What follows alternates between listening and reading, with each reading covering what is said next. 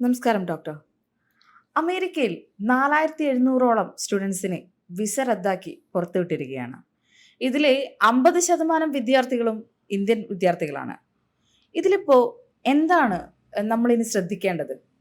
ഇത്തരത്തിലുള്ള ഒരു അവസ്ഥ വരാതിരിക്കാൻ വേണ്ടിയിട്ട് നമ്മൾ എത്രത്തോളം ശ്രദ്ധിക്കണം?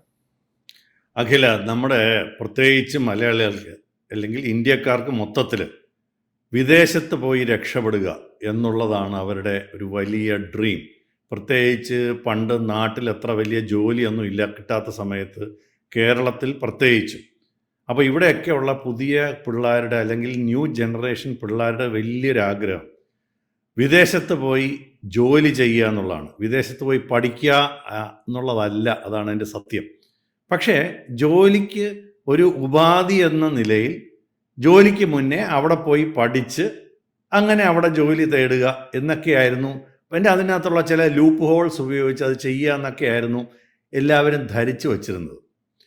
ഇതാണ് ആക്ച്വലി നമ്മുടെ പ്രശ്നം പിള്ളേരുടെ.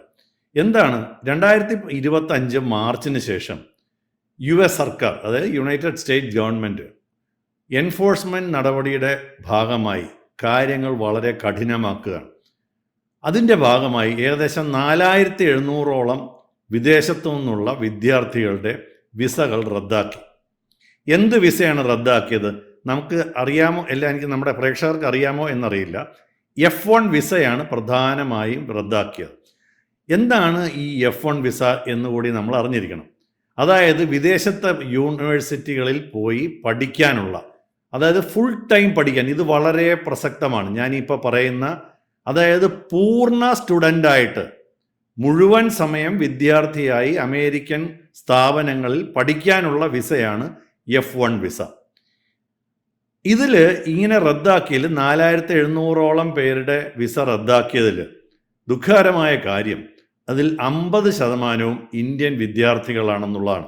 ഞാനീ പറയുന്നത് പഴയ കാര്യമല്ല, 2025 മാർച്ചിന് ശേഷം ഉള്ള കാര്യമാണ് ഇപ്പോൾ പറയുന്നത്. അതുകൊണ്ട് തന്നെ ഇന്ത്യയാണ് ഏറ്റവും ഇതിൽ ബാധിക്കപ്പെട്ടിരിക്കുന്ന രാജ്യവും. ഇനി എന്താണ് ഈ ഇങ്ങനെ വിസ റദ്ദാക്കിയതിൻ്റെ കാരണം എന്നുള്ളതും കൂടി പരിശോധിക്കുന്നത് വളരെ പ്രസക്തമാണ്. ഞാൻ നേരത്തെ പറയുകയുണ്ടായി, ഈ F1 വിസ എന്ന് പറയുന്നത് പൂർണ്ണ തോതിലുള്ള ഒരു സ്റ്റുഡൻ്റാണ്. മുഴുവൻ സമയം ക്ലാസ്സുകളിൽ പോയി അറ്റൻഡ് ചെയ്യണം. അപ്പോൾ ഇവർ പലപ്പോഴും അമേരിക്കയിൽ പോയിട്ട് ക്ലാസ്സിൽ പോകാതിരിക്കും. അതുകൊണ്ട് ഒരു പൂർണ്ണ സ്റ്റുഡൻ്റ് എന്നുള്ള പദവിയെ നിലനിർത്താൻ അവർക്ക് കഴിയുന്നില്ല.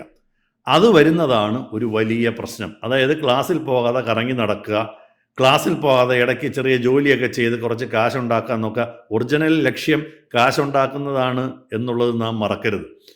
അല്ലെങ്കിൽ ഈ SEVP പോർട്ടൽ എന്നൊരു കോൺസെപ്റ്റ് ഉണ്ട്, അതായത് student and exchange visitor programme.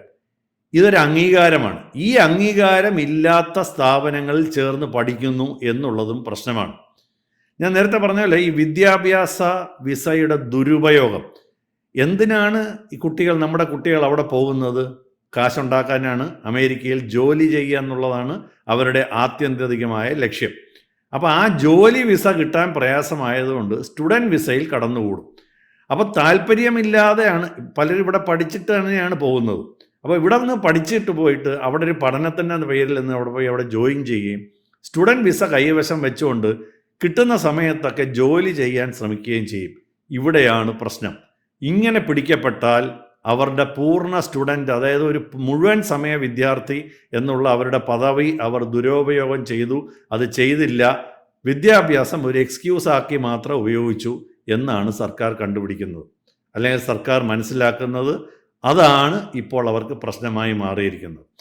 മാത്രമല്ല, ചെറിയ ചെറിയ നിയമലംഘനങ്ങൾ പോലും, ഇത്തരം വിദ്യാർത്ഥികളുടെ ചെറിയ ചെറിയ നിയമലംഘനങ്ങൾ പോലും അവർ വളരെ സീരിയസ് ആയിട്ട് കാണുന്നു. ഉദാഹരണത്തിന് ഗതാഗത കുറ്റങ്ങൾക്ക് പിടിക്കുക. ഓവർ സ്പീഡ് ആയിക്കോട്ടെ, ഹെൽമെറ്റ് ഇല്ലാതെ പോകുന്നതായിക്കോട്ടെ, ബെൽറ്റ് ഇടാത്തതായിക്കോട്ടെ, അല്ലെങ്കിൽ ഒരു റെഡ് ലൈൻ നിയമനിഷേധിയാണോ, നിയമങ്ങൾ കറക്റ്റായിട്ട് പാലിക്കുന്നില്ലയോ, അത് പ്രശ്നമാണ്.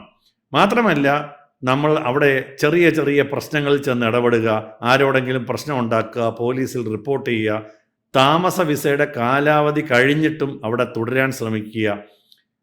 നമ്മുടെ സ്റ്റുഡൻസ് ചെന്ന് വിചാരിച്ചിരിക്കുന്നത് നമ്മുടെ വിദ്യാർത്ഥികൾ വിചാരിച്ചിരിക്കുന്ന അമേരിക്ക അഭിപ്രായ സ്വാതന്ത്ര്യത്തിൻ്റെ പരിധിയില്ലാത്ത കടലാണെന്നാണ്. ഇത് വലിയ തെറ്റായ ഒരു സങ്കല്പമാണ്. ഇന്ത്യയിലുള്ളതുപോലെ പോലും അഭിപ്രായ സ്വാതന്ത്ര്യം അവിടെ ഇല്ല എന്നുള്ളതാണ് പച്ചയായ സത്യം, അല്ലെങ്കിൽ വിദേശികൾക്കെങ്കിലും. അപ്പോൾ ഈ പലരും പാലസ്തീൻ അനുകൂല പ്രകടനങ്ങളിൽ പങ്കെടുത്തു. അമേരിക്ക ഒരു ക്രിസ്ത്യൻ രാജ്യമാണെന്നുള്ളതാണ് സത്യം. സെമറ്റിക് മതങ്ങൾക്കെതിരെയുള്ള പറച്ചിലുകൾ അവരധികം ടോളറേറ്റ് ചെയ്യാറില്ല. അപ്പോൾ അതിനെക്കുറിച്ച് എതിരായിട്ട് പറയുക, സെമറ്റിക് മതങ്ങളെക്കുറിച്ച് എതിരായിട്ട് പറയുക, പാലസ്തീൻ അനുകൂല പ്രകടനങ്ങളിൽ പങ്കെടുക്കുക. ഇനി ഇതൊന്നുമല്ല, ഇവരുടെയൊക്കെ സോഷ്യൽ മീഡിയ, സമൂഹ മാധ്യമ അക്കൗണ്ടുകൾ ആർട്ടിഫിഷ്യൽ ഇൻ്റലിജൻസ് ഉപയോഗിച്ച് അവർ നിരന്തരം നിരീക്ഷിക്കുന്നു എന്നാണ് പറയുന്നത്. നിങ്ങളിപ്പോൾ മാത്രമല്ല, പണ്ട് എപ്പോഴെങ്കിലും നിങ്ങളുടെ സമൂഹ മാധ്യമങ്ങളിൽ ആവശ്യമില്ലാത്ത ഒരു ഇടപെടൽ നടത്തിയിട്ടുണ്ടെങ്കിൽ അത് പൊക്കിയെടുത്തുകൊണ്ട് വരികയും നിങ്ങൾ അത്ര അമേരിക്കയ്ക്ക് അഭിമതനല്ലാത്ത അല്ലെങ്കിൽ അനഭിമതനാണ് എന്നൊരു സങ്കല്പം അവരുടെ സർക്കാരിന് തൽക്കാലത്തെ സാഹചര്യത്തിൽ എടുക്കുകയും ചെയ്യും. ഇതും പുറത്താക്കുന്നതിന് ഒരു പ്രധാന കാരണമാണ്. ഇനി മറ്റൊരു കാര്യം, പലപ്പോഴും കാരണം എന്താണെന്ന് കൃത്യമായിട്ട് പറയുന്നില്ല എന്നുള്ളതും സത്യമാണ്. അപ്പോൾ എന്തുകൊണ്ട് അപ്പോൾ ഇതൊക്കെയാണ് ഇപ്പോൾ അവർ വിസ ഇല്ല അല്ലെങ്കിൽ വിസ റദ്ദാക്കാനുള്ള കാരണമായി പറഞ്ഞിരിക്കുന്നത്. 4700 പേര് മാർച്ചിന് ശേഷം എന്ന് പറയുന്നത് വലിയൊരു സംഖ്യയാണ്. ഇനി അടുത്തത് നമുക്കൊന്ന് ആലോചിക്കാം, എന്തുകൊണ്ടാണ് ഈ 50% പേര് ഇന്ത്യക്കാരായി മാറിയത്? അമേരിക്കയിലേക്ക് പോകുന്ന വിദ്യാർത്ഥികളിൽ ഏറ്റവും കൂടുതൽ ചൈനക്കാരാണ്. പക്ഷേ അവർ കുറച്ചും കൂടെ ഒരു നല്ല ശരിയായ റൂട്ട് വഴിയാണ് പോണത്. നമ്മളാണ് കുറച്ച് തട്ടിപ്പ് പരിപാടികളുമായിട്ട് ഇതുമായിട്ട് മുന്നോട്ട് പോകുന്നത്. അപ്പോൾ ചൈനയ്ക്ക് ശേഷം ഇന്ത്യക്കാരാണ് ഏറ്റവും കൂടുതലുള്ളത്. അപ്പം വിദ്യാർത്ഥികളെ അങ്ങോട്ട് വിടുന്ന ഒരു രാജ്യം എന്ന് പറയുന്നത് അതാണ്. ഈ സ്റ്റെം എന്ന് പറയുന്ന മേഖല, സയൻസ്, ടെക്നോളജി, എൻജിനീയറിംഗ്, മാത്തമാറ്റിക്സ്, ഇതാണ് പ്രധാനമായും നമ്മുടെ സ്റ്റുഡൻസ് പോകുന്ന ഒരു ഏരിയ. എന്താണ് ഇവരിത് ചെയ്യാൻ കാര്യം? OPT എന്ന് പറയുന്ന ഒരു വിസ സ്ട്രാറ്റജി ഉണ്ട്. അതായത് ഓപ്ഷണൽ പ്രാക്ടിക്കൽ ട്രെയിനിങ്. ഒരു അമേരിക്കയൊക്കെ പോലുള്ള പല രാജ്യങ്ങളും, വികസിത രാജ്യങ്ങളും, ഒരു കാര്യം പഠിച്ചതിന് ശേഷം അതിനെ തൊഴിലിൽ എങ്ങനെ ഉപയോഗിക്കാം എന്നുള്ളത് പഠനത്തിന് ശേഷം 1 വർഷം മുതൽ 3 വർഷം വരെ അവിടെ നിൽക്കാൻ അവർക്ക് ഈ ഒരു OPT എന്ന് പറയുന്ന ഓപ്ഷണൽ പ്രാക്ടിക്കൽ ട്രെയിനിങ് തിരഞ്ഞെടുക്കുകയാണെങ്കിൽ വിസയിൽ അതിനൊരു പ്രൊവിഷനുണ്ട്. അപ്പോൾ പലരും പഠിക്കുക എന്ന് പറഞ്ഞ് പോകും, കിട്ടുന്ന ജോലികളൊക്കെ ചെയ്യും, അതിനുശേഷം 3 വർഷം കൊണ്ട് കുറച്ച് കാശുണ്ടാക്കി തിരിച്ചു വരാനെങ്കിലും പറ്റും എന്നൊക്കെ വിചാരിച്ചാണ് പോണേ. ഇതിലൊക്കെയാണ് പിടികൾ വീണിരിക്കുന്നത്. ഈ വിസ മിൽസ് എന്നറിയപ്പെടുന്ന ചിലതരം യൂണിവേഴ്സിറ്റികളുണ്ട്. എന്താണത്?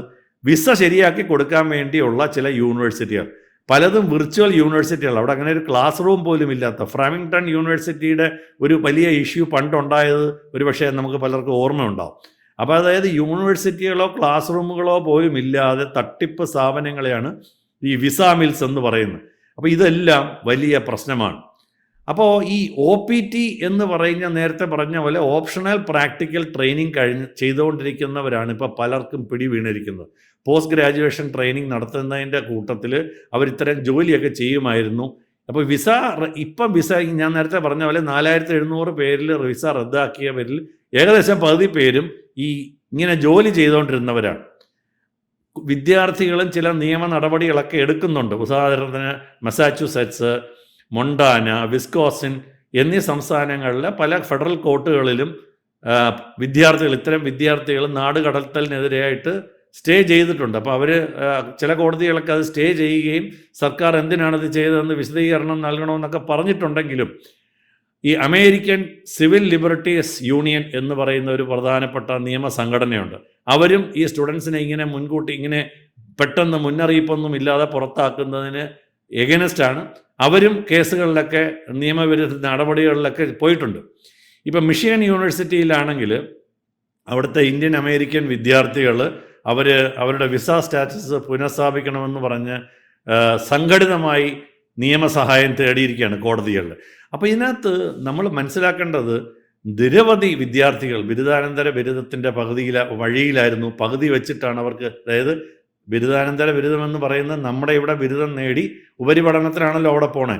ആ പഠിത്തത്തിൻ്റെ പകുതി വെച്ച് അവർക്കിപ്പോൾ പഠനം ഉപേക്ഷിക്കേണ്ട നിലയിലെത്തിയിരിക്കുകയാണ്. മാത്രമല്ല, അവർക്ക് ഈ സ്റ്റാറ്റസ് നഷ്ടപ്പെടുന്നതോടുകൂടി അവർക്ക് പിന്നെ ജോലി ചെയ്യാൻ പറ്റാതാവും. ഹെൽത്ത് ഇൻഷുറൻസ് പോയി. ഈ student and exchange visitor information സിസ്റ്റത്തിൽ നിന്ന് അവരുടെ പേരുകൾ അപ്രത്യക്ഷമായി, റെക്കോർഡുകൾ നീക്കപ്പെട്ടു. ഇതൊക്കെ വലിയ പ്രശ്നമാണ്. അവരുടെ കുടുംബങ്ങളിൽ തന്നെ അവരുടെ സാമ്പത്തികമായി വലിയ ഭയത്തിലാണ്. വലിയ എമൗണ്ട് ചിലവാക്കിയാണ് അവിടെ പോയിരിക്കുന്നത്. അപ്പം നമ്മുടെ സർക്കാർ അതിനെതിരെ ചില പ്രതികരണങ്ങൾ, മിനിസ്ട്രി ഓഫ് എക്സ്റ്റേണൽ അഫയേഴ്സ് ഇതൊരു പ്രശ്നമാണെന്ന് തിരിച്ചറിഞ്ഞിട്ടുണ്ട്. അങ്ങനെ അവരുടെ വാഷിങ്ടൺ DC-യിലെ ഇന്ത്യൻ എംബസി നിയമസഹായങ്ങൾ നൽകുന്നുണ്ട്. ഹെൽപ്പ് ഡെസ്കുകൾ തുടങ്ങിയിട്ടുണ്ട്. ലീഗൽ നെറ്റ്വർക്ക്, റെഫറൽ നെറ്റ്വർക്ക് സംവിധാനങ്ങൾ, പിന്നെ ഓരോരുത്തരുടെ ഇൻഡിവിജ്വൽ ആയിട്ടുള്ള കേസുകളിലൊക്കെ സഹായമൊക്കെ നൽകുന്നുണ്ട്. നമ്മുടെ സർക്കാർ, അവരുടെ ഹോംലാൻഡ് സെക്യൂരിറ്റിയാണ്, അവരാണത് പ്രധാനമായി കൈകാര്യം ചെയ്യുന്നത്. US സ്റ്റേറ്റ് ഡിപ്പാർട്ട്മെൻറ്റുമായിട്ടൊക്കെ ചർച്ചകൾ നടത്തുന്നുണ്ട്. പക്ഷേ എന്നാലും ഇതൊരു പ്രശ്നം തന്നെയാണ്. ഇതിപ്പോൾ ഇന്ത്യക്കാർക്ക് മാത്രമല്ല, ചൈനയിൽ നിന്നുള്ള 14% പേര്, ദക്ഷിണ കൊറിയയിൽ നിന്നുള്ളവർ, ബംഗ്ലാദേശിൽ നിന്നുള്ളവർ, നേപ്പാളിൽ നിന്നുള്ളവർ, ഇവർക്കെല്ലാം ഈ ഒരു പ്രശ്നം ഉണ്ടായിട്ടുണ്ട്. അവരാണ് ഈ 4700 പേർ. ഈ പലരും ഇത് കഴിഞ്ഞിട്ട് അവിടെ ജോലി ചെയ്യാം, 3 വർഷം ജോലി ചെയ്യാം എന്നുള്ള ഞാൻ നേരത്തെ പറഞ്ഞ OPT സ്റ്റാറ്റസ് പ്രതീക്ഷിച്ചിട്ടാണ് അവിടെ നിന്ന് പിന്നെ ഒരു വിസ ഒപ്പിക്കാം ആ സമയം കൊണ്ട്. ഇന്നൊക്കെ അതായത് ജോലി അവരെ ആരെങ്കിലുമൊക്കെ ഇട്ട് പരിചയപ്പെടുത്തുക, അവരെ കൊണ്ട് നമുക്ക് ജോലിക്ക് എടുപ്പിക്കാം എന്നൊക്കെ സങ്കല്പത്തിലാണ് പോകുന്നത്. ഞാനിപ്പോൾ പ്രധാനമായിട്ട് നമ്മുടെ വിദ്യാർത്ഥികളോട് പറയാനുള്ളത്, അല്ലെ അവരുടെ മാതാപിതാക്കളോട് പറയാനുള്ളത്, ഒരു വിദേശ രാജ്യത്ത്, ഇപ്പോൾ കാനഡയിൽ തന്നെ പലയിടത്തും പോയ പല വിദ്യാർത്ഥികളും അബദ്ധപ്പെട്ടതായിട്ടാണ് മനസ്സിലാക്കുന്നത്. നമ്മുടെ നാട്ടിൽ നിന്ന് യൂറോപ്പിലും ഈ വിദേശ രാജ്യങ്ങളിലും പോയി പഠിച്ചതിന് ശേഷം അവിടെ ജോലി കിട്ടുമെന്ന് പ്രതീക്ഷിച്ച് പോകുന്ന പലരും അബദ്ധപ്പെടുകയാണെന്നുള്ളത് തിരിച്ചറിയണം. ഇപ്പോൾ എൻജിനീയറിംഗ് പോലുള്ള, മെഡിസിൻ പോലുള്ള കോഴ്സുകൾക്ക് കിട്ടിക്കഴിഞ്ഞാൽ അവർക്ക് വലിയ പ്രശ്നമില്ല. അതായത് പ്രോപ്പർ ചാനലിൽ പോവുകയാണെങ്കിൽ വലിയ പ്രശ്നം വരില്ല. പക്ഷേ അവിടെ ചെന്ന് എന്തെങ്കിലും ഒന്ന് പഠിച്ചിട്ട് അവിടെ ജോലി ചെയ്യാമെന്ന് വിചാരിക്കുന്നവർ എല്ലാവരും പെടുന്ന ഒരു ലക്ഷണം അതിൻ്റെ ഏറ്റവും അവസാനത്താണ്. ഇപ്പം തന്നെ നമുക്കറിയാം, പല യൂറോപ്പിൽ പോയിട്ട് പഠിച്ചവരും ഒക്കെ അവസാനം അവിടെ ജോലി കിട്ടാതെ, ജോലി പ്രയോജനമില്ലാതെ തിരിച്ചു വരികയാണ് ചെയ്യുന്നത്. ഇന്ത്യൻ വിദ്യാർത്ഥികൾ പുറത്തു പോകണമോ എന്ന് ആലോചിക്കണം. വളരെ സീരിയസ് ആയിട്ട് ആലോചിക്കേണ്ട സമയം ആയി കഴിഞ്ഞിരിക്കുന്നു. ഇനി അഥവാ പോകുകയാണെങ്കിൽ തന്നെ ഞാൻ നേരത്തെ പറഞ്ഞ പോലെ SEVP അംഗീകാരമുള്ള, അതായത് student and exchange visitor program അംഗീകാരമുള്ള സ്ഥാപനങ്ങളിൽ മാത്രമേ US-ലേക്ക് വിദ്യാർത്ഥികൾ ചേരാവൂ. പലരും ഈ നേരത്തെ പറഞ്ഞ പോലെ വിസ മിൽസ് എന്നറിയപ്പെടുന്ന യൂണിവേഴ്സിറ്റികളുണ്ട്, റെക്കോർഡുകളിൽ മാത്രമുള്ള, അതായത് നിങ്ങൾക്ക് അഡ്മിഷൻ ഗ്യാരണ്ടി, അത് കഴിഞ്ഞ് ജോലി ഗ്യാരണ്ടി, ഇങ്ങനെ പറഞ്ഞ് കുട്ടികളെ വിദേശത്തു നിന്ന് കൊണ്ടുവരുന്ന എല്ലാ സ്ഥാപനങ്ങൾക്കുമെതിരെ അമേരിക്കയിൽ വളരെ ശക്തമായ നടപടികൾ ഉണ്ടായിക്കൊണ്ടിരിക്കുകയാണ്. അവിടെ ശക്തമായ നിരീക്ഷണത്തിലാണ്. അപ്പോൾ ഇത്തരം സ്ഥലങ്ങളിൽ ചെന്ന് ചാടുന്നവർ പെട്ടുപോകാനുള്ള സാധ്യതയുണ്ട്. വളരെ കെയർഫുള്ളായിട്ട് പോകണം. ഇനി നിങ്ങൾ F1 വിസയുടെ പുറത്താണ് നിങ്ങൾ പോകണമെന്നുണ്ടെങ്കിൽ എല്ലാ നിയമങ്ങളും പാലിക്കണം. നിങ്ങൾ മുഴുവൻ സമയവും ക്ലാസ്സുകൾ അറ്റൻഡ് ചെയ്യണം, ക്ലാസ്സിൽ ഉണ്ടായിരിക്കണം. അവിടെ നിന്ന് അനധികൃതമായി പുറത്തു പോയി ക്ലാസ് സമയം കഴിഞ്ഞിട്ട് പോലും ജോലി ചെയ്യാതിരിക്കുക. ജോലി ചെയ്യാൻ പറ്റുന്ന വിസകളുണ്ട്, ജോലി ചെയ്യാൻ പറ്റാത്ത വിസകളുണ്ട്. അപ്പോൾ എന്താണ് നിങ്ങളുടെ വിസയുടെ സ്റ്റാറ്റസ് എന്നനുസരിച്ച് അത് ചെയ്യുക. കഴിയുമെങ്കിൽ അവിടെ ചെന്ന് രാഷ്ട്രീയമായ ആക്ടിവിസം ഒന്നും ചെയ്യാതിരിക്കുക. മറ്റൊരു കാര്യം എനിക്ക് ഈ നമ്മുടെ സ്റ്റുഡൻസിനോട് പറയാനുള്ളത്, ഇന്ന് വിദേശ കമ്പനികൾ മാത്രമല്ല, ഇന്ത്യൻ കമ്പനികൾ പോലും, വലിയ സോഫ്റ്റ്വെയർ കമ്പനികൾ പോലും നിങ്ങളുടെ സോഷ്യൽ മീഡിയ സ്റ്റാറ്റസ് നോക്കിക്കഴിഞ്ഞതിന് ശേഷം മാത്രമാണ് നിങ്ങളെ ജോലിക്കെടുക്കുന്നത്. നിങ്ങൾ വലിയ പുലികളാണെന്ന് സോഷ്യൽ മീഡിയയിൽ തട്ടി വിടുകയാണെങ്കിൽ പണി കിട്ടാനുള്ള ചാൻസ് ഇന്ത്യക്കകത്ത് പോലും ഉണ്ട് എന്ന് മനസ്സിലാക്കുക. ഒരിക്കൽ ഒരു ഡിജിറ്റൽ റെക്കോർഡ്സ് വന്നു കഴിഞ്ഞാൽ അത് മാറ്റുക എന്ന് പറയുന്നത് അത്ര എളുപ്പമല്ല. ഇപ്പോഴത്തെ അമേരിക്കൻ സാഹചര്യം പരിഗണിച്ച് വളരെ വളരെ കെയർഫുള്ളായിട്ട് മാത്രം അമേരിക്കയിലോട്ട് പോവുക. അപ്പോൾ എല്ലാ ഡോക്യുമെൻറ്റുകളും കറക്റ്റാക്കി വയ്ക്കുക. നിയമസഹായം എവിടെ നിന്ന് കിട്ടുമെന്ന് അന്വേഷിച്ച് വയ്ക്കുക. അപ്പോൾ അവസാനമായിട്ട് പറയാനുള്ള ഇത്രമേ ഉള്ളൂ. നിങ്ങൾ ഈ അമേരിക്കയിലെ സ്റ്റുഡൻ്റായിട്ട് പഠിച്ച് അവിടെ ജോലി നേടി അവിടെ തന്നെ തുടരാമെന്നുള്ളത് അത്ര എളുപ്പമുള്ളൊരു കാര്യമല്ല. വളരെ കെയർഫുള്ളായിട്ട് മാത്രം അത് ചെയ്യുക. അതാണ് ഇതേക്കുറിച്ച് എനിക്ക് പ്രധാനമായിട്ടും പറയാനുള്ളത്. പലരുടെയും ജോലികൾ നഷ്ടപ്പെട്ടുകൊണ്ടിരിക്കുന്നു. വളരെ വളരെ കെയർഫുള്ളായിട്ട് മാത്രം ഇത്തരം അമേരിക്കയിലേക്കും മറ്റ് രാജ്യങ്ങളിലേക്കും സ്റ്റുഡൻറ്റ് വിസയിൽ കയറി പോവുക. അതാണ് ഇതേക്കുറിച്ച് ഇന്ന് പറയാനുള്ളത്. Thank you sir. കൂടുതൽ വാർത്തകളും വിശേഷങ്ങളും നിങ്ങളിലേക്ക് എത്താൻ ABC മലയാളം സബ്സ്ക്രൈബ് ചെയ്യുക, ബെൽ ബട്ടണും അമർത്തുക.